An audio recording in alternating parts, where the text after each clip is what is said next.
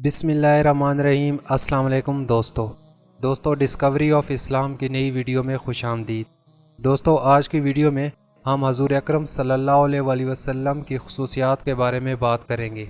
वैसे तो आप सल्लल्लाहु अलैहि वसल्लम को बहुत सी खुसूसियात हासिल थीं, लेकिन चंद ऐसी खुसूसियात आज हम बयान करेंगे जो आपसे पहले ना किसी रसूल को और ना किसी अम्बिया को हासिल हुई, जिनकी तफसीलात मुदर्जा झैल है।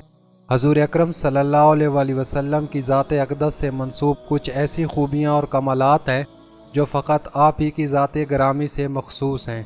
यानी आपके अलावा ना तो ये कमालात अल्लाह रब्बुल इज़्ज़त ने किसी फ़रिश्ते को अता किए, ना किसी पैगंबर को अता किए गए, और ना ही क़यामत तक कोई इन कमालात का हामिल इस दुनिया में आने का इम्कान है।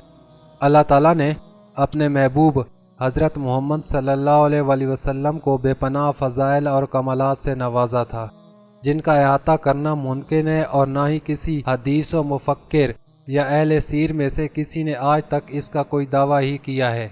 आज की वीडियो में हम नहायत इख्तिसार के साथ हज़ूर अकरम सल्लल्लाहु अलैहि वसल्लम के फ़कत 11 ऐसे ख़साइस आप दोस्तों के सामने रखेंगे जो अपनी नौइयत में अजीम और मुनफरद हैसियत रखते हैं। बिलाशुबा ये हमारे लिए बहुत बड़ी सादत की बात है, और हम उम्मीद करते हैं कि अल्लाह की बारगाह में हमारी ये काविश ज़रूर कबूल होगी, और हमें और हमारे सुनने वालों को अल्लाह करीम की बारगाह में रहमतों और बरकतों से ज़रूर नवाजा जाएगा। खसूसियत नंबर 1।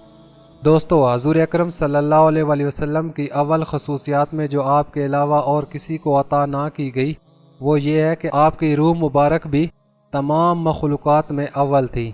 यानी अल्लाह रब्बुल आलमीन ने जब अरवाह को पैदा किया तो सबसे पहले जिस शख्सियत की रूह पैदा की गई वो हज़ूर अकरम सल्लल्लाहु अलैहि वसल्लम की रूह मुबारक थी। इसकी तफसील हम आइंदा वीडियो में बयान करेंगे। खसूसियत नंबर 2। अल्लाह ताला ने तमाम अम्बिया और रसूल से एक अहद लिया और मिसाक कायम किया था, वो सब के सब नुसरत और अनायत और मुताबियत नबी आखिरी ज़मा करेंगे। यानी आम इंसान तो दूर, अगर अम्बिया और रसूल में से किसी के ज़माने में हज़ूर अकरम सल्लल्लाहु अलैहि वसल्लम तशरीफ़ ले आएँ तो उनके लिए आपकी ज़ात अक़दस पर ईमान लाना ज़रूरी होगा, और वो आपके दीन की मदद करेंगे और आपकी इत्तिबा करेंगे। इसका ज़िक्र कुरान मुक़द्दस की सूरह अल इमरान में आयत नंबर 81 में भी मौजूद है। खसूसियत नंबर 3। अल्लाह ताला ने कुरान पाक में अपने अम्बिया का ज़िक्र किया तो उनके नामों और अलामात से उनको याद किया गया, जैसा कि मुतअद्दिद मकामात पर अल्लाह ताला ने हज़रत आदम अलैहिस्सलाम के लिए या आदम, हज़रत नूह अलैहिस्सलाम के लिए या नूह, हज़रत इब्राहीम अलैहिस्सलाम के लिए या इब्राहीम, हज़रत मूसा अलैहिस्सलाम के लिए या मूसा, और हज़रत दाऊद अलैहिस्सलाम के लिए या दाऊद वग़ैरह इस्तेमाल किया। लेकिन जब अपने महबूब की बारी आई तो फरमाया या अय्युहन नबिय्यु, या अय्युहर रसूल। मुफस्सिरीन कराम फरमाते हैं जहाँ कहीं सरवर दो आलम सल्लल्लाहु अलैहि वसल्लम को नाम से याद फरमाया गया, वहाँ सिर्फ नबूवत और रिसालत के असाफ बयान करना और हज़ूर अकरम सल्लल्लाहु अलैहि वसल्लम की मद्दाह व सना को वाज़े करना मकसूद था। खसूसियत नंबर 4। साबका उम्मतों को इस बात की इजाज़त थी कि वह अपने पैगम्बरों को उनके नामों से पुकारते थे, मगर जब प्यारे आका अलैहिस्सलातु वस्सलाम की बारी आई तो आपकी उम्मत को इस बात से मना कर दिया गया कि वो आपको आपके नाम से पुकारे।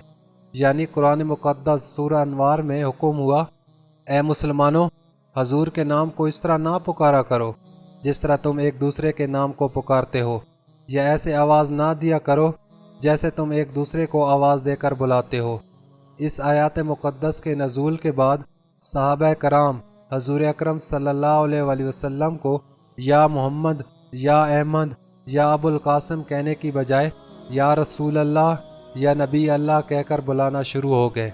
खसूसियत नंबर 5। आप अलैहिस्सलातु वस्सलाम को जवामिउल कलम की खसूसियत भी अता की गई। यानी आप सल्लल्लाहु अलैहि वसल्लम को ऐसा कलाम अता फरमाया गया जो कलीलुल लफ्ज़ होता मगर कसीरुल मानी पर मुश्तमिल होता। यानी बाज़ सहाबा जवामिल कलम से मुराद कुरान मुक़द्दस लेते और बाज़ आपकी गुफ्तगू लेते हैं। आप सल्लल्लाहु अलैहि वसल्लम जो भी कलाम फरमाते फसाहत और बलागत में बेमिसल होता, यानी उसकी इबारत और इशारत में हज़ारा मैनी पोशीदा होते। छठी खसूसियत। आप सल्लल्लाहु अलैहि वसल्लम के दुश्मनों के दिलों में آپ کی ہیبت اور خشیت ڈال دی گئی۔ یہ نصرت خداوندی بھی آپ صلی اللہ علیہ وآلہ وسلم کے ساتھ مخصوص تھی۔ آپ صلی اللہ علیہ وآلہ وسلم ایک ماہ کی دوری پر بھی ہوتے تو آپ کی رب رسالت سے دشمن تھر تھرا جاتا۔ خصوصیت نمبر 7، حضور علیہ الصلاۃ والسلام پر مال غنیمت حلال کر دیا گیا تھا، حالانکہ ایسا مال انبیاء اور سابقین کے لیے جائز نہ ہوتا تھا۔ پہلے انبیاء کے ہاں ایسا مال لایا جاتا اور ایک جگہ جمع کر دیا جاتا تھا، حتیٰ کہ آسمان سے ایک آگ اترتی اور اسے جلا کر راکھ کر ڈالتی تھی۔ 8ویں خصوصیت، روئے زمین کو آپ صلی اللہ علیہ وآلہ وسلم اور آپ کی امت کے لیے سجدہ گاہ بنا دیا گیا۔ زمین کی مٹی آپ صلی اللہ علیہ وآلہ وسلم کے لیے پاک بنا دی گئی، حتیٰ کہ بعض حالتوں میں اسے تیمم کا ذریعہ بھی بنا دیا گیا، جبکہ آپ صلی اللہ علیہ وآلہ وسلم سے پہلے انبیاء کرام کے لیے حکم تھا کہ وہ مخصوص جگہوں پر عبادت گاہ تعمیر فرمائیں اور انہی جگہوں پر ان کی امت عبادت کیا کرے گی۔ 9ویں خصوصیات، پیارے آقا علیہ الصلاۃ والسلام کو تمام مخلوقات جن و انس پر مبعوث فرمائے گئے، حالانکہ آپ سے پہلے انبیاء کرام مخصوص قبیلوں اور قوموں پر مبعوث ہوتے تھے۔ 10ویں خصوصیات، پیارے آقا کی آمد کے بعد انبیاء کی آمد کا سلسلہ ختم کر دیا گیا اور آپ صلی اللہ علیہ وآلہ وسلم سے پہلے مبعوث فرمائے گئے تمام انبیاء اور رسول کی شریعتوں کو منسوخ کر دیا گیا۔ یاد رہے قرب قیامت حضرت عیسیٰ علیہ السلام دنیا میں تشریف لائیں گے، مگر وہ بھی شریعت محمدی صلی اللہ علیہ وآلہ وسلم کا ہی اظہار فرمائیں گے۔ 11ویں خصوصیات، اللہ تعالیٰ نے حضور نبی کریم صلی اللہ علیہ وآلہ وسلم کو رحمت العالمین بنا کر بھیجا ہے۔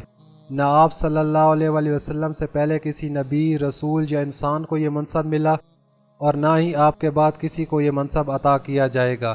پیارے آقا کو تمام مخلوقات کے لیے رحمت بنا کر بھیجا گیا، ان میں ملائکہ، انسان، جن، چرند، پرند، درند، چارپائے وغیرہ، الغرض جس کو بھی خلقت زندگانی عطا کی گئی ہے وہ سب آپ سب کی طرف رحمت بنا کر بھیجے گئے۔ دعا ہے اللہ تعالیٰ حضور اکرم صلی اللہ علیہ وآلہ وسلم کو عطا کی گئی رحمت کے صدقے ہماری اس کاوش کو اپنی بارگاہ میں قبول فرمائے اور بروز قیامت ہمیں حضور اکرم صلی اللہ علیہ وآلہ وسلم کی شفاعت سے بہرہ مند ہونے کی توفیق عطا فرمائے۔ آمین ثم آمین۔